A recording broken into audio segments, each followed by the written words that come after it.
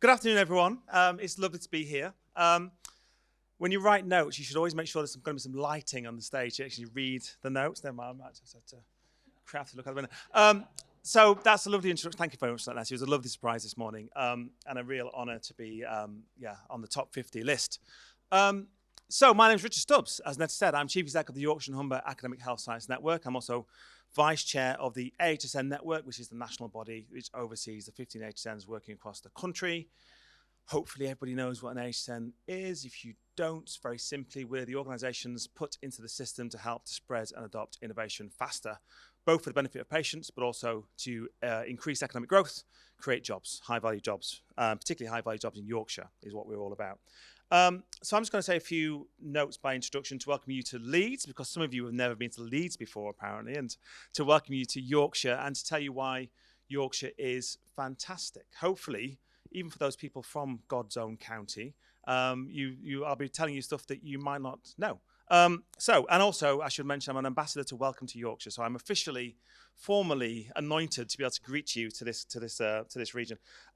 So Yorkshire and Humber, we are home to more jobs in the more businesses, I should say, in the health and wellbeing sector than Oxford and Cambridge combined. 22% of all digital health tech jobs in the UK are based right here in Leeds City region.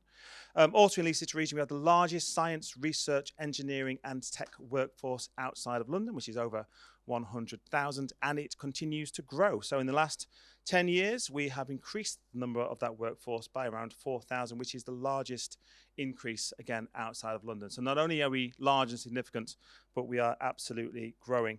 Yorkshire is also home to 3 leading integrated care systems. We also have a population of 5.5 million, which, sorry, Paul, is bigger than Scotland. And Yorkshire also has twice the economic output of Wales. So it is a county, but it often feels like you're part of a country, I think, in Yorkshire. We have 12 universities and many, many more NHS organisations to boot. So I just wanted to spend my last few minutes talking about, I suppose, where we are on the reset timeline. So hopefully some of you will have seen us, particularly in the YHAHSN network, but also our colleagues in the Health Foundation and the NHS Confederation, talking about this concept about NHS reset. What have we learnt during the COVID months and years? What's the inflection point for health and care as we start to think about how we live with and beyond COVID-19, but also some of the fantastic rapid transformation of our patient pathways that we've seen over the time. So it's a piece of work that's very dear to us in the YHAHSN. It's not just about the technology, this particular technologies that we've seen deployed over the last 18 months or so. It's about the culture of innovation that we have seen absolutely accelerated in the NHS. You know, people like myself, people like Nev, we've been in this game for quite a long time. It is a difficult job to get the NHS to adopt things at pace and scale. When you have a challenge, a burning platform as hot as the COVID burning platform, it's been very interesting to see how the NHS has been able to mobilise itself in that regard, how it's being able to find its North Star and work at a pace and scale hitherto unseen. Now, of course, we don't want to retain a lot of the culture of the pandemic that we've been working in, but there are elements of that culture that should be understood and retained and sustainable. And a lot of our work now is about trying to identify what that looks like. We saw a much more empowered workforce over the last 18 months. People at the front line rightly empowered to make the right decisions with little bureaucracy. We saw a huge increase in the visibility of our leadership. We saw systems and sectors coming to work together like never before. I think particularly when you look at things like the initial problems with the supply chain of PPE, we saw organisations within our local geographies starting to be able to turn their hands to do what the system needed them to do to be able to manufacture PPE at pace. We saw conversations between local authorities and healthcare that weren't happening previously. We saw conversations between industry and healthcare happening that weren't happening previously. All that are things that we should be looking to retain as we move to a new era. And we have, as you probably know, our next mountain to climb. So COVID hasn't gone away, but now we're looking at the backlog of particularly elective surgery and wondering how do we scale that peak, and I think crucially scale that peak with a workforce that is quite frankly knackered.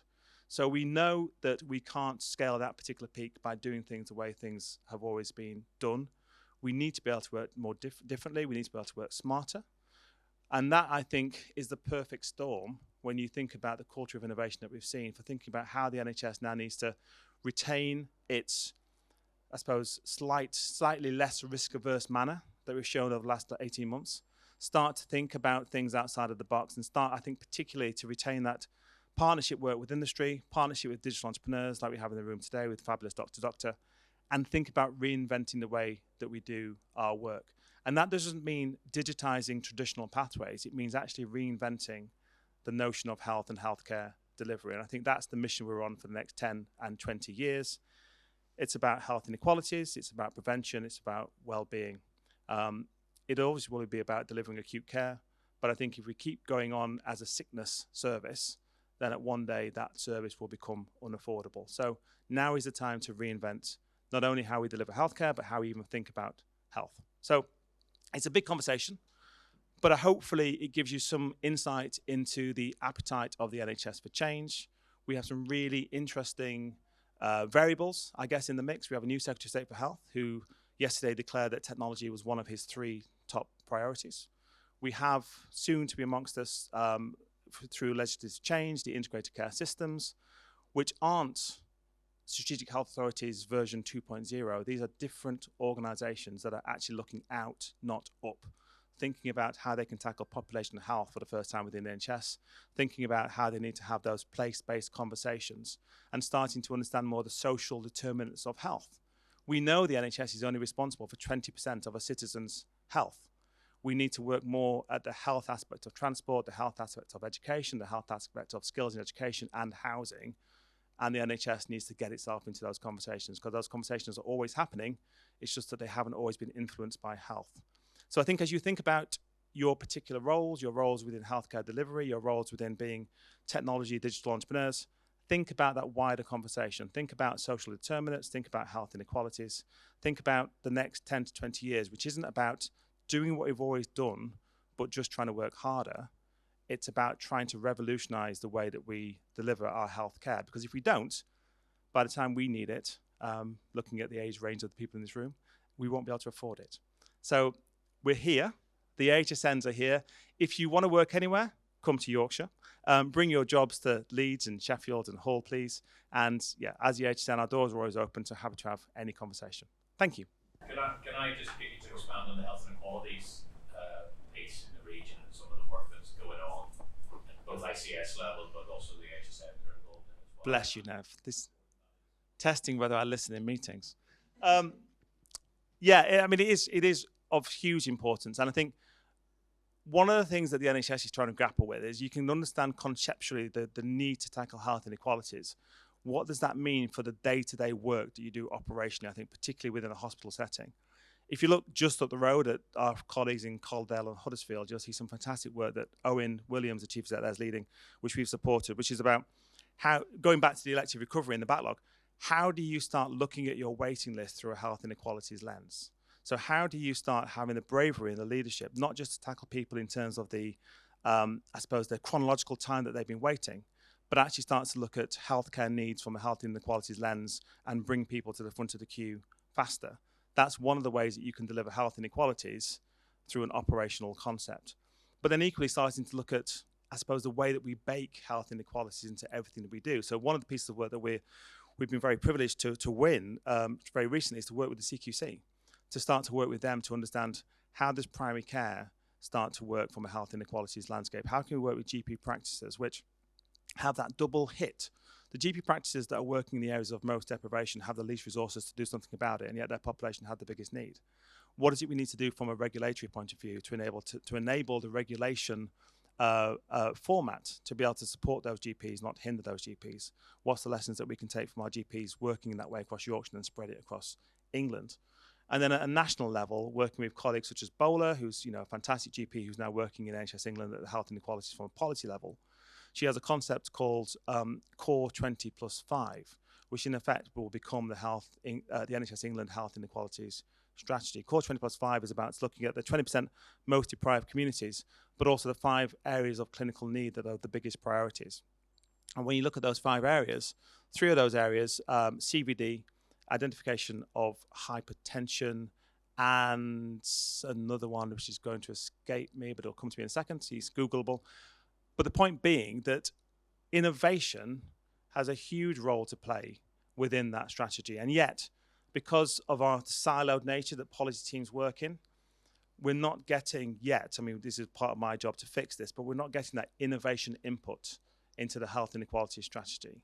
But I'm sure people in this room, particularly, colleagues like Tom and Netta will instantly understand how you can apply a health inequalities lens and an innovation lens into some of those clinical disciplines where the need is the greatest. So it's about baking health inequalities into everything that we do. Is that good enough, Nev? Did I listen enough? Excellent, thank you very much. Richard, you mentioned a model focused on sickness, so reactive, so you get ill and you try and solve the problem. I guess the opposing nature of that is being preventative. But all too often we have the challenges around seeing the results of being preventative can take time. Yes. Do we have the patience, across government, across all levels, to truly allow preventative measures to be deployed and to see the success of it? Often, to see the outcomes of preventative measures can go beyond, a Prime Minister's time in office. Yeah, no, and absolutely, and that's one of the reasons why we've never really been able to grasp that necessarily before. And you're absolutely right. On a political cycle, we won't have time. The next election will be in spring 2023. We're not going to solve population health before that happens. Government will know they'll need to go into that election on the basis of the elective recovery hump having been lessened, if not flattened, and there'll be no mention of population health or wider social determinants in a government's manifesto. So from a political point of view, it's probably not, but it kind of means from a health service point of view, we need to do both and. So we absolutely, and rightly, need to put all our resources right now into the elective recovery space. But this is my point about there are different rooms in places where funding decisions are made, where actual social determinants of health can be altered and improved, that don't require the NHS to either use their own funding or even take their eye off the ball when it comes to elective recovery. And that's the influence that we haven't played before. So I'm really lucky, I suppose, and privileged to sit on our Sheffield City Region's local enterprise partnership. Now I do that as a citizen, but it's a board that's there and responsible for economic growth. And having sat on that board now for 4 years, what I see is millions of pounds being spent every year through our Metro Mayor, Dan Jarvis, on aspects, as I said, about transport, education, training, adult education, housing, other disciplines like that. Health needs to get smarter influencing the rooms where they're not. I think sometimes in health, when we think about integration, we only think about health and care. We don't think about wider than that.